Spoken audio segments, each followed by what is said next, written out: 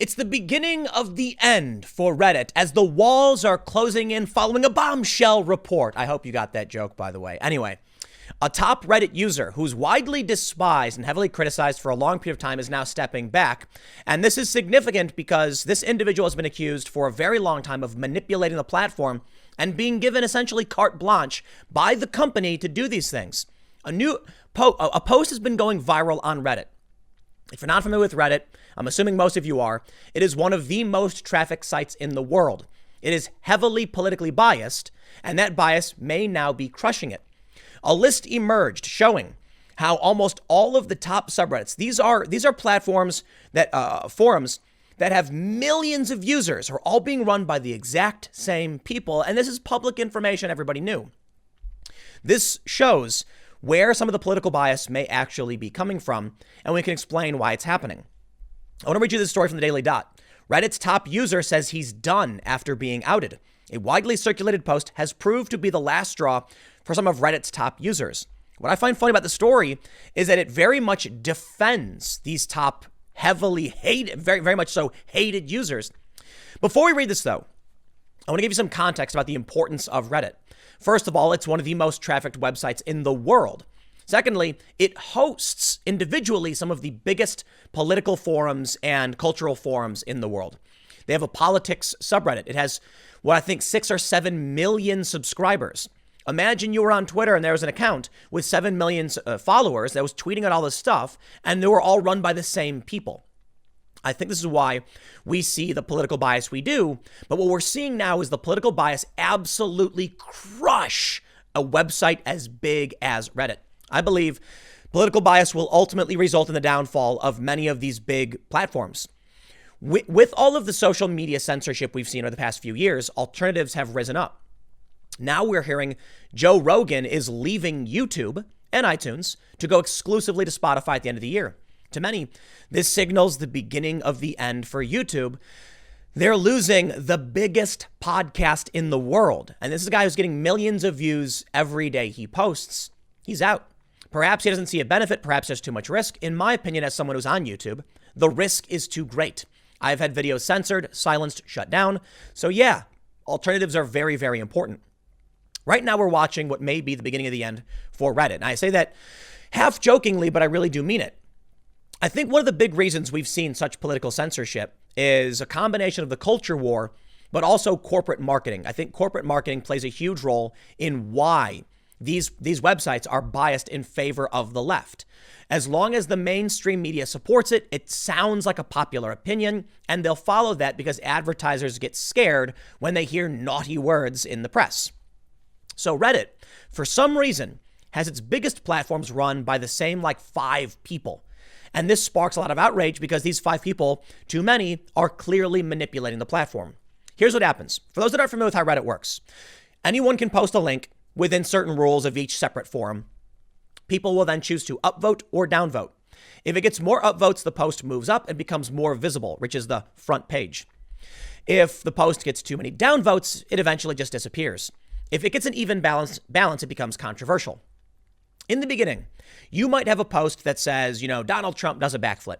And you have equal parts liberal, equal parts conservative. They both vote on it equally. It becomes a controversial post.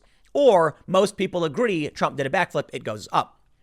Eventually, the platforms like Reddit start targeting specifically conservatives, notably the Donald subreddit. For those that aren't familiar, I talk about this quite a bit. MIT Technology Review says the Donald, which is one of the largest Donald Trump forums on the internet, I believe the largest, was one of the largest progenitors of memes on the internet, period. First 4chan, then the Donald. Memes would fly around and they would typically originate here and on 4chan. YouTube quarantined this subreddit, Donald Trump supporters. Meanwhile, Bernie Sanders, politics, all these other forums swing heavily to the left and are completely ignored and allowed to run rampant. Recently, I was on the Joe Rogan podcast and I mentioned that the Donald subreddit was quarantined because the site said that they had been threatening police. Sounds like a very, very strange thing to accuse conservatives of doing.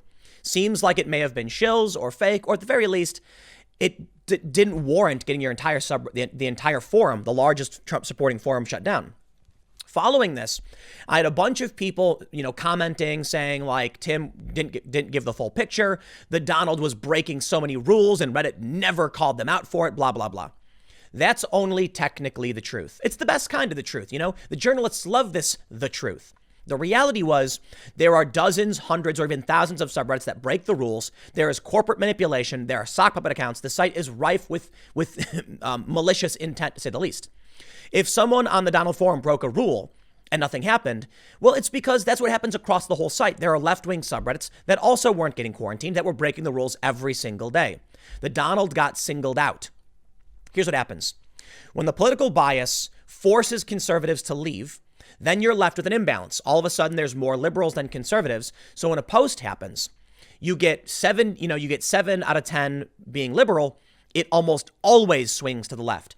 This creates a cascade effect where more and more conservatives leave because they can never get an opinion in edgewise. And then the site starts leaning so far to the left, it topples over. I believe the main reason for censoring sites like the Donald, pressure campaigns from activists, and this works because advertisers just believe progressive politics are the norm. There was a study I covered a couple of years ago that mapped Twitter and showed the overlap between different communities. You had the political right, the political left, then you had the culture war right, the culture war left, the resistance faction was in between. Digital marketing for brands overlapped with the resistance. It's why every single company puts out a rainbow flag logo, in February or whatever. Or I think it's February. I don't know. April? I don't know what the month is. But it's because they're all like, this is what people are comfortable with. This is what sells. They think that's the safe move to make.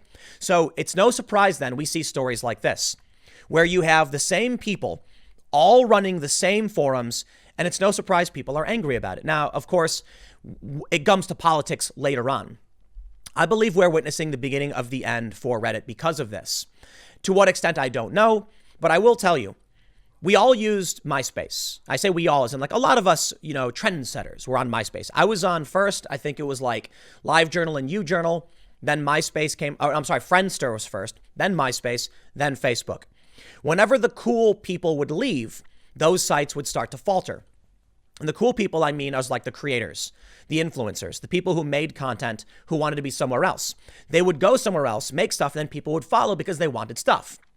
Well, now we can see Joe Rogan leaving YouTube. I wonder if YouTube will eventually start losing its position because they have chased us into a corner. I tell you what, man, I watch Hulu. They swear all day and night, but I go on YouTube and I can't say these words.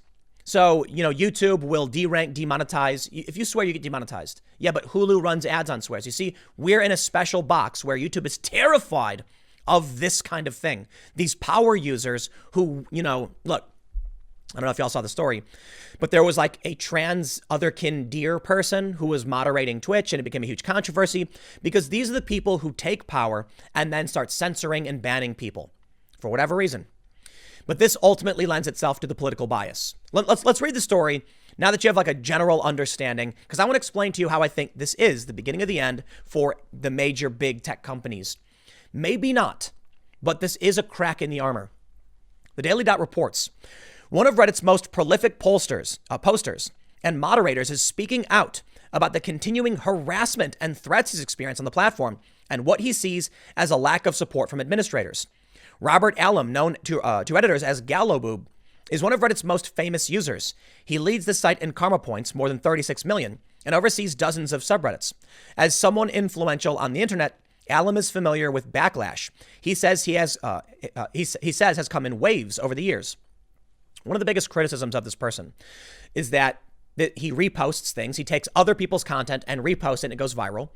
That he works for viral marketing companies. That's what they claim. And he controls all of these different sites, but he also all these different forums, and he uses his power to silence anyone who opposes him. Take a look at this. Here's an image. r/opposing Galloboob has been banned from Reddit. A lot of people have reported that whenever they speak out about this person, they get suspended or banned or blocked from a bunch of high-profile mainstream forums. That means if you don't bend the knee to the corporate overlord, you don't get to participate. Sounds an awful lot like what we see on a lot of other social media sites. What I find fascinating here is that it's very much so like how the media operates. You have all these journalists who are in positions of relative power. They write for mainstream media corporations where they're guaranteed to get access to eyeballs. They can lie, they can cheat, they can smear me, they can smear you. And then when someone calls them out, they go, we're under attack, help, help, we're being harassed. Let me tell you something, buddy. If you got 36 million karma points and you're moderating some of the biggest forums on one of the biggest sites in the world, you're surprised that people send you mean tweets or mean messages? It's completely absurd. You are the elites. You are the power structure. It reminds me of like the Hunger Games, the capital city people who are like, oh, we're like, they're all fancy, wearing fine clothes, drinking Ipecac to vomit and keep eating. Meanwhile, everyone else beneath them who's complaining, they're like, what's the problem? What's the problem, right? These are the elites who are mad when the peasants speak up and challenge them. Well, now some of these high-profile users are dropping out. Some people believe that Galloboob and some of these others actually work for the company. Take a look at this. You have all of these users moderating all of the biggest forums on Reddit. Now, most of them are not super political. You've got gaming, picks, movies, AMA, life pro tips, art, TIF, today I effed up, 2X chromosomes, etc. But some of them are absolutely overtly political. More importantly, these are the biggest subreddits. And as I've mentioned before, if you go to r/all, which is all of the subreddits, you will see many of these forums. And for some reason, they're anti-Trump. It's the weirdest thing. Picks. Number 5. This is a subreddit for just pictures, meaning people log in, they post a photograph, and then people look at it. A bunch of anti-Trump photos started popping up. And I was thinking, why is this happening? It has nothing to do with pictures. It's a picture of Trump and complaining about him. Recently, we saw r/world politics, the largest international political forum on the internet. As my understanding, it's like 1.6 million subscribers. That's massive.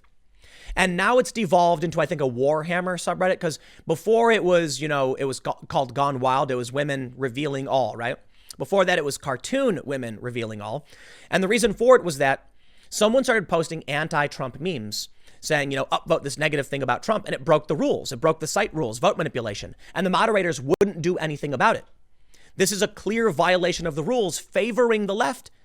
Where were the moderators? So what ended up happening was people just flooded the site saying, if there's no rules, there's no rules. And then boom, there it is. I'll also give a shout out to the Donald subreddit, which moved to the Donald.win because of things like this. The rules for the left don't apply for the most part. It's typical of what we see on all of these different social media platforms. And again, I believe it's because marketing companies think they're safer there. The people who run these platforms are like, if a left-wing person says something, then it's probably not going to bother the advertisers. And it's probably because a lot of these advertisers are in big cities, in New York, where you have a high concentration of leftists. And so they don't care. And they let these things run rampant. People, you look at the wave of the punch a Nazi thing that happened. These were overt violations of social media rules, calls to violence, directing people towards other people and saying punch them or hurt them. So look. The point I'm bringing up is you can see how if you call out Antifa and threaten violence, they'll ban you. But we had a big wave of mainstream media and journalists, and they thought that was all acceptable. Not that I think, these people are worthy of a defense. The point is the principle, not calling things, not inciting violence. But when the left did it, they got away with it. That's the main issue. It's the perfect example. And it trails down into all of these other subreddits. That's why when you see these subreddits where like r/facepalm, number 64, there's Galloboob, there's Sixy. Facepalm has been posting a ton of leftist anti-Donald Trump stuff. It's all political bias. Well, the people now who are calling it out aren't even calling out for politics. They're arguing that these people are working for companies, marketing firms. And I'll tell you this.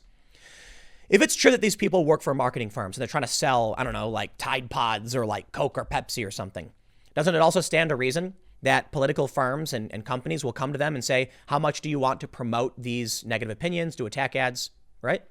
And they would.